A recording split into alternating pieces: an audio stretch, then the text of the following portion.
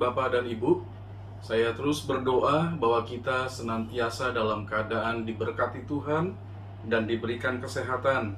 Secara rohani, kita terus mengasihi Tuhan dan hidup menurut kehendak Tuhan. Dan kita juga sehat secara jasmani di masa wabah penyakit. Saya terus mengingatkan supaya kita mengenakan masker saat meninggalkan ruangan, dan ketika harus bertemu dengan orang, jagalah jarak satu sama lain. Dan jangan lupa untuk sering membasuh tangan kita dengan air yang mengalir dan sabun. Dan saya berdoa, kita semua berdoa, supaya wabah penyakit ini segera selesai, dunia menjadi sehat kembali, dan kita dipenuhi dengan sukacita. Baik Bapak dan Ibu, pelajaran kita pada pagi hari ini memasuki pelajaran yang ke-11 dari Tuhanku penuh kasih dan setia. Dan kita akan mempelajari tentang menghargai hamba Tuhan dari pengalaman hidup Daud ketika dia sangat menghargai Saul sebagai orang yang diurapi Tuhan. Sekalipun Saul memiliki masalah pribadi dengan Daud dan Saul bertindak jahat terhadap Daud. Baik Bapak dan Ibu, mari kita akan berdoa terlebih dahulu sebelum kita belajar bersama-sama. Mari kita berdoa. Bapa dalam surga, berbicaralah kepada kami melalui firman-Mu yang akan kami pelajari bersama tentang menghargai hamba Tuhan dari kisah hidup pengalaman Daud yang menghargai Saul sebagai orang yang diurapi oleh Tuhan. Dan kami mau mempelajarinya dari 1 Samuel pasal 26 ayat 1 sampai dengan ayat yang ke-25. Berilah kami hikmat untuk melakukan firman Tuhan. Di dalam nama Tuhan Yesus kami sudah berdoa. Amin. Mari membuka Alkitab kita dari 1 Samuel pasal 26 ayat 1 sampai dengan ayat yang ke-25. Dan pelajaran kita pagi ini mengenai menghargai hamba Tuhan. Mari kita membaca firman Tuhan bersama-sama. 1, 2, 3. Datanglah orang Zif kepada Saul di Gibea serta berkata, Daud menyembunyikan diri di bukit Hakila di padang belantara. Lalu berkemaslah Saul dan turun ke padang gurun Zif dengan 3.000 orang yang terpilih dari orang Israel untuk mencari Daud di padang gurun Zif. Berkemahlah Saul di bukit Hakila yang di tepi jalan di padang belantara, sedang Daud tinggal di padang gurun. Ketika diketahui Daud bahwa Saul datang mengikuti dia ke padang gurun, disuruhnyalah pengintai-pengintai, maka diketahuinyalah bahwa Saul benar-benar datang. Berkemaslah Daud, lalu sampai ke tempat Saul berkemah. Waktu Daud melihat tempat Saul berbaring dengan Abner bin Ner, panglima tentaranya, Saul berbaring di tengah-tengah perkemahan, sedang rakyat berkemah di sekelilingnya. Berbicara Daud kepada Ahimelek, orang Het itu, dan kepada Abisai, anak Zeruya, saudara Yoab, katanya, siapa turun bersama-sama dengan aku kepada Saul ke tempat perkemahan itu? Jawab Abisai, aku turun bersama-sama dengan engkau. Datanglah Daud dengan Abisai kepada rakyat itu pada waktu malam, dan tampaklah di sana Saul berbaring tidur di tengah-tengah perkemahan, dengan tombaknya terpancung di tanah pada sebelah kepalanya, sedang Abner dan rakyat itu berbaring sekelilingnya. Lalu berkatalah Abisai kepada Daud, pada hari ini Allah telah menyerahkan musuhmu ke dalam tanganmu. Oleh sebab itu, izinkanlah kiranya aku menancapkan dia ke tanah dengan tombak ini, dengan satu tikaman saja, tidak usah dia kutancapkan 2 kali. Tetapi kata Daud kepada Abisai, jangan musnahkan dia, sebab siapakah yang dapat menjamah orang yang diurapi Tuhan dan bebas dari hukuman? Lagi kata Daud, demi Tuhan yang hidup, niscaya Tuhan akan membunuh dia, entah karena sampai ajalnya dan ia mati, entah karena ia pergi berperang dan hilang lenyap di sana. Kiranya Tuhan menjauhkan daripadaku untuk menjamah orang yang diurapi Tuhan. Ambillah sekarang tombak yang ada di sebelah kepalanya dan kendi itu, dan marilah kita pergi. Kemudian Daud mengambil tombak dan kendi itu dari sebelah kepala Saul. Lalu mereka pergi. Tidak ada yang melihatnya, tidak ada yang mengetahuinya, tidak ada yang terbangun, sebab sekaliannya tidur, karena Tuhan membuat mereka tidur nyenyak. Setelah Daud sampai ke seberang, berdirilah ia jauh-jauh di puncak gunung, sehingga ada jarak yang besar antara mereka. Dan berserulah Daud kepada tentara itu dan kepada Abner bin Ner, katanya, "Tidakkah engkau menjawab, Abner?" Maka jawab Abner, katanya, "Siapakah engkau ini yang berseru-seru kepada raja?" Kemudian berkatalah Daud kepada Abner, "Apakah engkau ini bukan laki-laki? Siapakah yang seperti engkau di antara orang Israel? Mengapa engkau tidak mengawal tuanmu raja? Sebab ada seorang dari rakyat yang datang untuk memusnahkan raja tuanmu itu. Tidak baik hal yang kau perbuat itu. Demi Tuhan yang hidup, kamu ini harus mati, karena kamu tidak mengawal tuanmu. Orang yang diurapi Tuhan itu sekarang lihatlah, di mana tombak raja dan kendi yang ada di sebelah kepalanya." Saul mengenal suara Daud, lalu ia berkata, "Suara muka itu, anakku Daud?" Jawab Daud, "Suaraku, tuanku raja." Lalu berkatalah ia, "Mengapa pula tuanku mengejar hambanya ini? Apa yang telah kuperbuat? Apakah kejahatan yang melekat pada tanganku? Oleh sebab itu, kiranya tuanku raja mendengarkan perkataan hambanya ini. Jika Tuhan yang memujuk engkau melawan aku, maka biarlah ia mencium bau kurban persembahan. Tetapi jika itu anak-anak manusia, terkutuklah mereka di hadapan Tuhan, karena mereka sekarang mengusir aku, sehingga aku tidak mendapat bagian daripada milik Tuhan dengan berkata, 'Pergilah, beribadahlah kepada Allah lain.' Sebab itu janganlah kiranya darahku tertumpah ke tanah jauh dari hadapan Tuhan. Sebab Raja Israel keluar untuk mencabut nyawaku, seperti orang memburu seekor ayam hutan di gunung-gunung." Lalu berkatalah Saul, "Aku telah berbuat dosa. Pulanglah, anakku Daud, sebab aku tidak akan berbuat jahat lagi kepadamu, karena nyawaku pada hari ini berharga di matamu. Sesungguhnya perbuatanku itu bodoh dan aku sesat sama sekali." Tetapi Daud menjawab, "Inilah tombak itu, ya tuanku raja. Baiklah salah seorang dari orang-orangmu menyeberang untuk mengambilnya. Tuhan akan membalas kebenaran dan kesetiaan setiap orang. Sebab Tuhan menyerahkan engkau pada hari ini ke dalam tanganku. Tetapi aku tidak mau menjamah orang yang diurapi Tuhan. Dan sesungguhnya seperti nyawamu pada hari ini berharga di mataku, demikianlah hendaknya nyawaku berharga di mata Tuhan. Dan hendaknya ia melepaskan aku dari segala kesusahan." Lalu berkatalah Saul kepada Daud, "Diberkatilah kiranya engkau, anakku Daud. Apa jua pun yang kau perbuat, pastilah engkau sanggup melakukannya." Lalu pergilah Daud meneruskan perjalanannya, dan pulanglah Saul ke tempatnya. Baik Bapak dan Ibu, pelajaran kita pada hari ini menghargai hamba Tuhan. Dan saya ingin mengajak kita untuk melihat kebenaran yang pertama dari pelajaran kita mengenai orang yang diurapi untuk Tuhan. 1 Samuel pasal yang ke-10 ayat yang pertama. Mari kita melihat firman Tuhan ini, dan saya ingin membacakannya bagi kita semua. Lalu Samuel mengambil buli-buli berisi minyak, dituangnyalah ke atas kepala Saul, diciumnyalah dia sambil berkata, "Bukankah Tuhan telah mengurapi engkau menjadi raja atas umatnya Israel? Engkau akan memegang tampuk pemerintahan atas umat Tuhan, dan engkau akan menyelamatkannya dari tangan musuh-musuh di sekitarnya. Inilah tandanya bagimu bahwa Tuhan telah mengurapi engkau menjadi raja atas miliknya sendiri."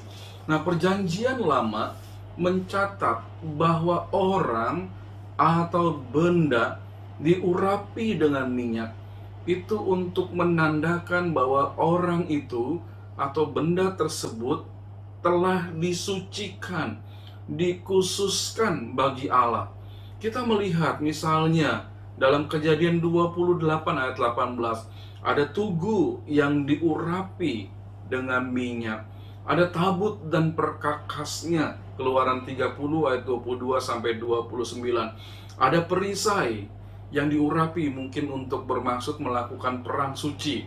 Ya, dalam 2 Samuel 1 ayat 21, Yesaya 21 ayat 5. Urapan untuk raja 2 Samuel 2 ayat 4, 1 Raja-Raja 1 ayat 34.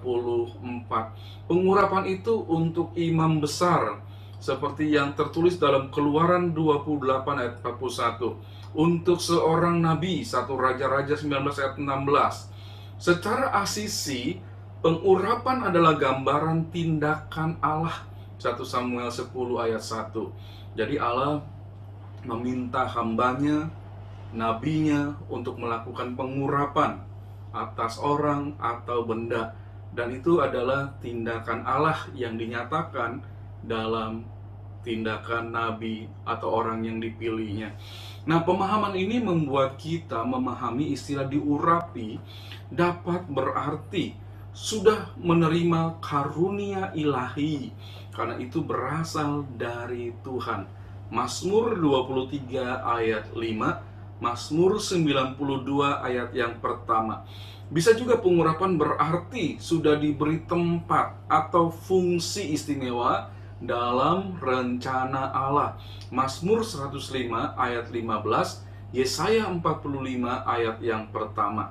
Nah, semua itu, penjelasan itu dikutip dari Ensiklopedia Alkitab Masa Kini, Jilid 2 M sampai Z. Pengurapan halaman 531, dan buku itu terbitan Yayasan Komunikasi Bina Kasih Jakarta tahun 2000. Dalam pembahasan kita kali ini, kita akan mempelajari tindakan Daud yang tidak mau membunuh Saul meskipun Daud memiliki kesempatan untuk melakukannya. Mengapa Daud tidak mau membunuh Saul? Karena Daud mengerti bahwa Saul adalah raja yang diurapi oleh Tuhan melalui Samuel. Kita akan belajar alasan dan cara Daud menghormati Saul sebagai orang yang diurapi Tuhan. 1 Samuel 10 ayat 1 tadi kita mengetahui bahwa Saul diurapi oleh Samuel untuk menjadi raja atas umat Allah. Nah, ada beberapa pertanyaan. Apakah makna pengurapan dengan minyak? Ya, benar Bapak dan Ibu. Maknanya adalah orang atau benda itu disucikan untuk melakukan segala Allah ya kehendaki bagi orang itu atau benda itu, dan dikhususkan untuk Tuhan. Jadi diurapilah orang atau sesuatu benda. Yang kedua, adakah rasa hormat kita terhadap orang yang diurapi untuk melakukan pekerjaan Tuhan? Daud sudah melakukannya dalam hidupnya, dan kita perlu juga melakukan penghormatan, menghormati orang yang diurapi untuk melakukan segala pekerjaan Tuhan. Baik, yang kedua, dari menghormati hamba Tuhan, mari kita melihat alasan Daud menghormati Saul dari 1 Samuel pasal 26 ayat 1 sampai 9 dan ayat 11 sampai dengan ayat yang ke-12.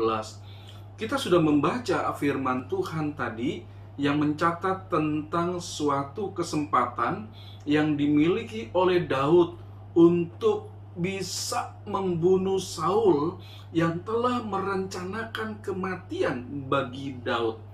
Alkitab menyatakan dalam 1 Samuel pasal 24 ayat 4 sampai 8, itu adalah kesempatan yang pertama yang dimiliki oleh Daud untuk membinasakan Saul. Saat itu rupanya Saul sedang membuang hajat di dalam gua, dan Daud duduk di bagian belakang gua itu, tempat di mana Saul sedang membuang hajat. Tetapi apa yang dilakukan Daud? Ada kesempatan untuk membunuh Saul.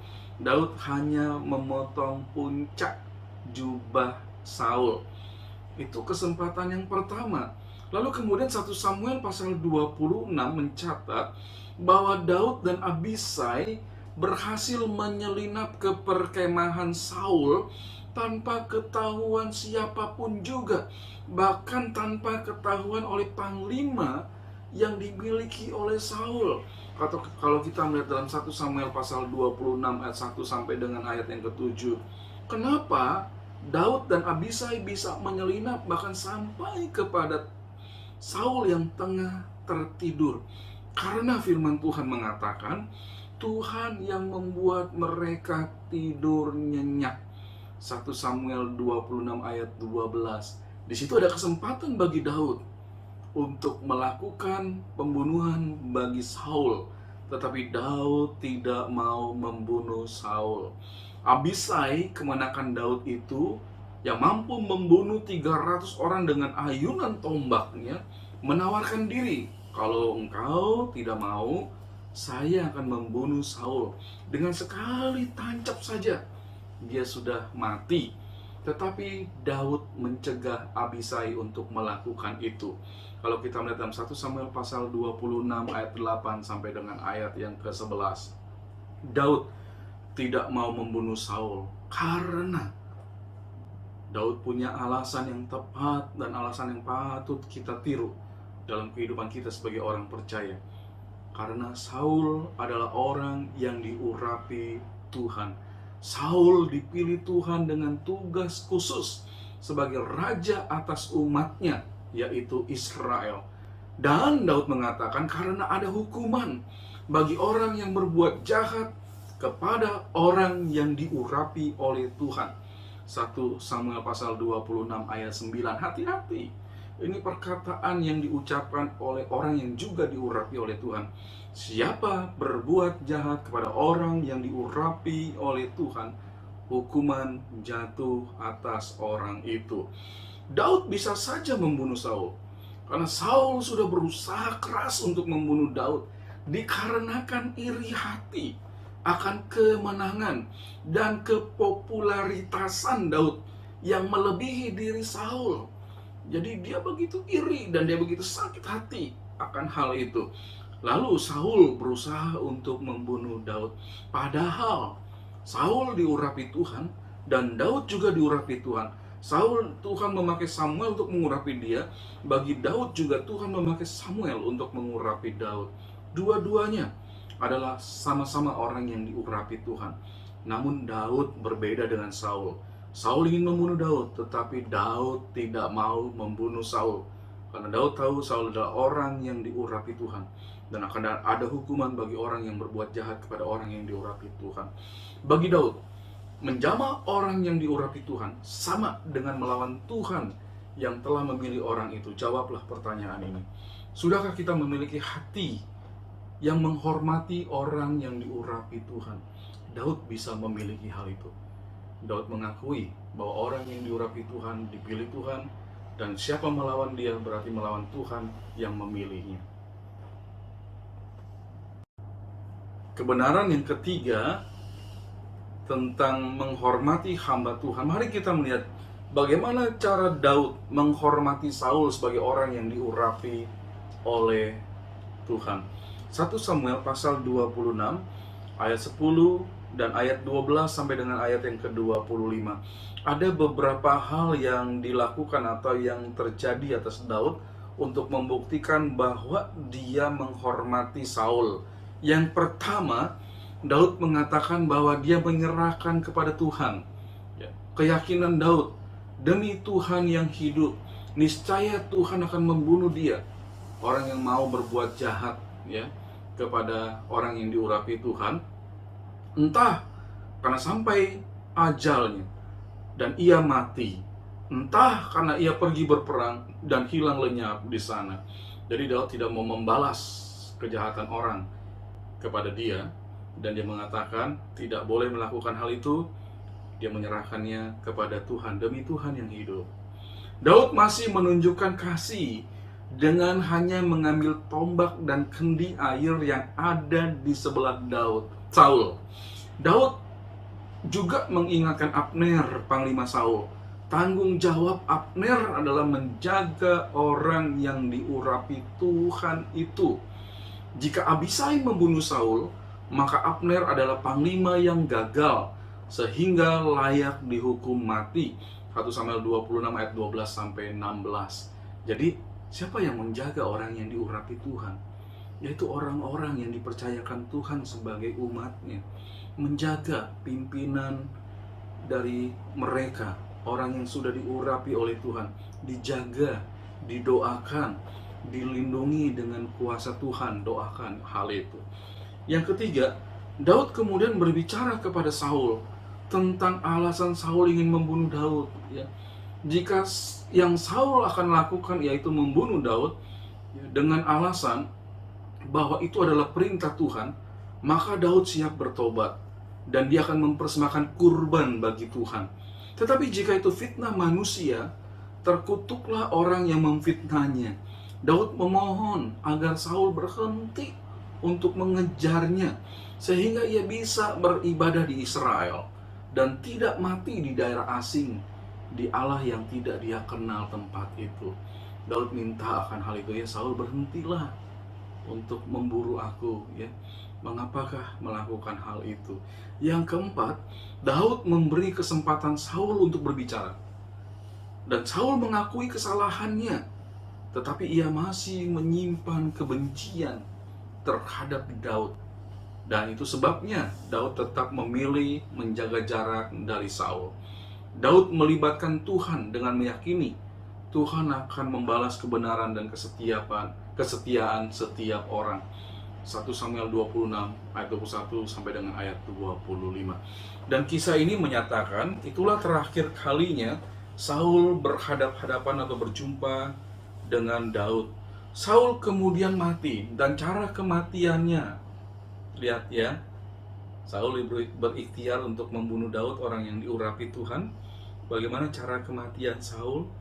Dia terluka parah ketika berperang, dan dia meminta untuk penjaganya membunuh dia, tetapi penjaganya segan karena Saul adalah orang yang diurapi Tuhan. Dan apa yang dilakukan Saul? Dia menjatuhkan dirinya ke atas pedangnya, atau dia mati dengan cara bunuh diri, ya, ketika dia berperang melawan orang Filistin. 1 Samuel 31 ayat yang keempat. Nah, Bapak dan Ibu, kita perlu meneladani Daud dalam menghormati orang yang diurapi untuk Tuhan. Bapak dan Ibu, bagaimana kita mengaplikasikan, menerapkan kebenaran firman Tuhan atas perbuatan Daud menghormati Saul sebagai orang yang diurapi Tuhan? Sebagai orang Kristen, bagaimana kita memiliki alasan dan bagaimana caranya kita menghormati hamba Tuhan? Saya ingin mengajak kita sebagai orang-orang baptis untuk memahami bahwa orang yang diurapi oleh Tuhan bagi kita itu disebut sebagai pejabat gereja. Dan pejabat gereja baptis memang tidak ada cara menuangkan minyak, ya, sebagai bukti urapan bagi orang yang dipilih Tuhan untuk suatu tugas khusus darinya. Nah, istilah untuk menuangkan minyak pada masa kini di gereja baptis untuk menyatakan bahwa orang itu dipilih Tuhan, diurapi Tuhan, adalah dengan melakukan ibadah penabisan. Saya mengalami ibadah penabisan itu ketika Gereja Baptis Getsemani Jakarta melakukan ibadah penabisan untuk saya sebagai pendeta di gereja. Nah, itu menandakan cara lain urapan dengan minyak dilakukan dengan ibadah penabisan. Namun tetaplah Alkitab mengajarkan kepada orang-orang dengan pelayanan khusus bagi pekerjaan Tuhan dapat disamakan dengan orang-orang yang diurapi Tuhan dan layak untuk dihormati. Saya menghormati pejabat-pejabat gereja baptis yang lain seperti pendeta dan diakon. Ya, cara penghormatannya adalah menyebut mereka Pak Diakon, Pak Pendeta, lalu tidak melakukan atau memikirkan atau berkata-kata tentang hal-hal yang jahat bagi mereka. Nah, Efesus pasal 4 ayat 11 kemudian menyebutkan ada juga pekerja-pekerja gereja, ya, seperti pemberita-pemberita Injil, gembala-gembala, pengajar-pengajar, sebagai pribadi-pribadi yang diberikan Tuhan kepada gereja. Mereka adalah petugas gereja yang melakukan segala perintah Tuhan. Mereka juga perlu dihormati oleh orang-orang Kristen. Kita biasa juga menyebut orang-orang yang seperti itu hamba Tuhan. Para penginjil, para gembala, para pengajar, mereka itu hamba Tuhan.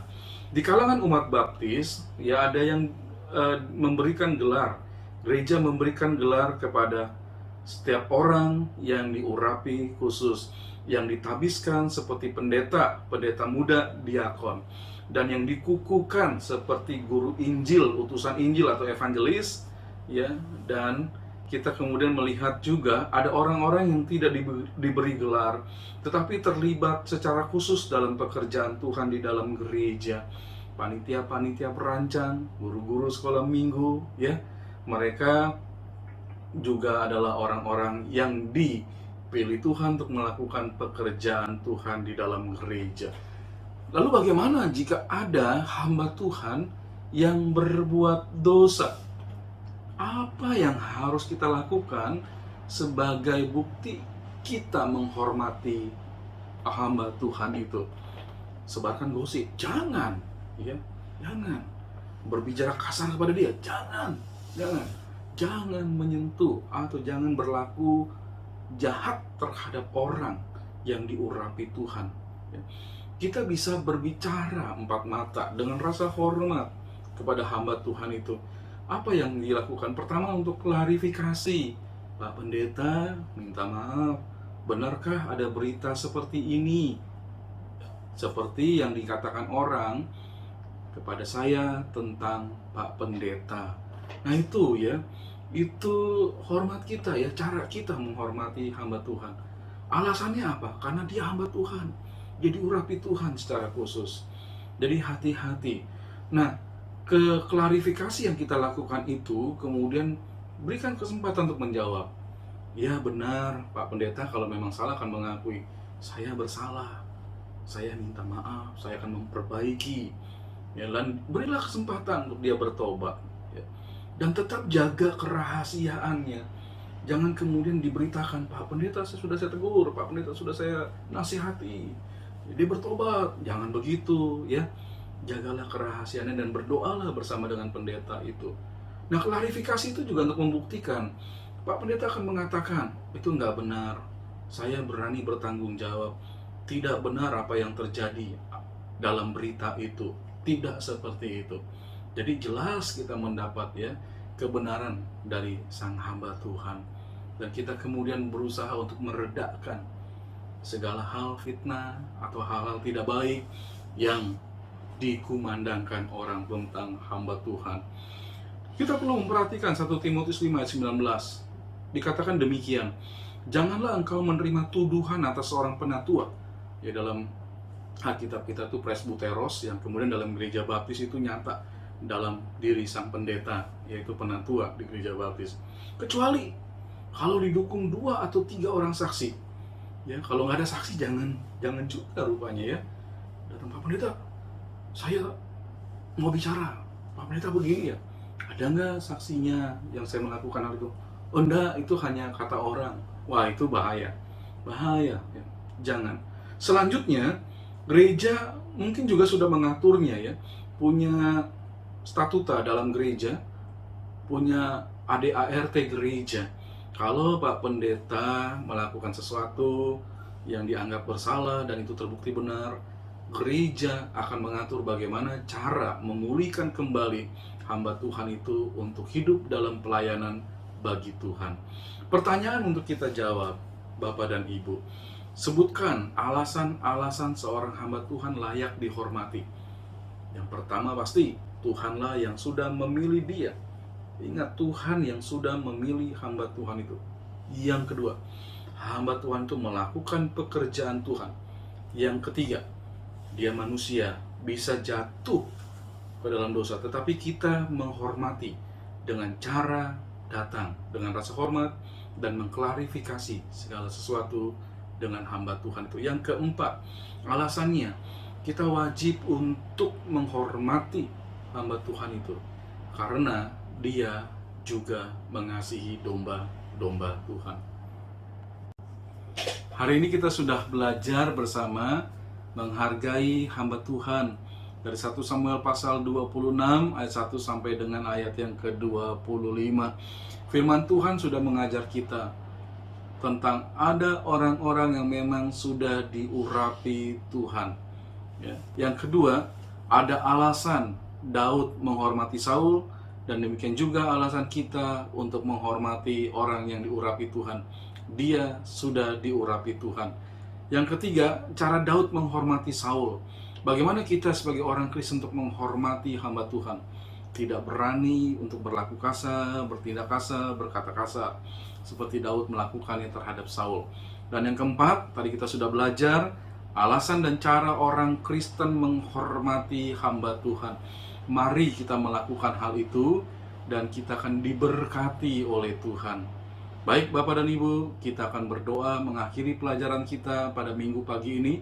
Teruslah setia belajar firman Tuhan dan teruslah setia hidup dalam firman Tuhan dan hormatilah hamba Tuhan. Mari kita akan berdoa. Terima kasih Bapak, pada hari ini kami boleh belajar tentang firman-Mu untuk menghormati hamba Tuhan. Ajarlah saya, ajarlah kami semua yang belajar untuk menaruh hormat kepada setiap hamba Tuhan yang diurapi, yang ditabiskan dalam upacara penabisan secara khusus oleh gereja. Dan biarlah Tuhan memampukan kami melakukannya. Roh-Mu yang kudus menyertai kami. Hamba berdoa untuk setiap orang yang belajar, biarlah mereka terus bertumbuh menjadi dewasa di dalam Kristus. Sertai seluruh umat-Mu dengan kesehatan yang berasal dari Tuhan. Berkati seluruh umat-Mu dengan berkat-berkat dan kebaikan-Mu.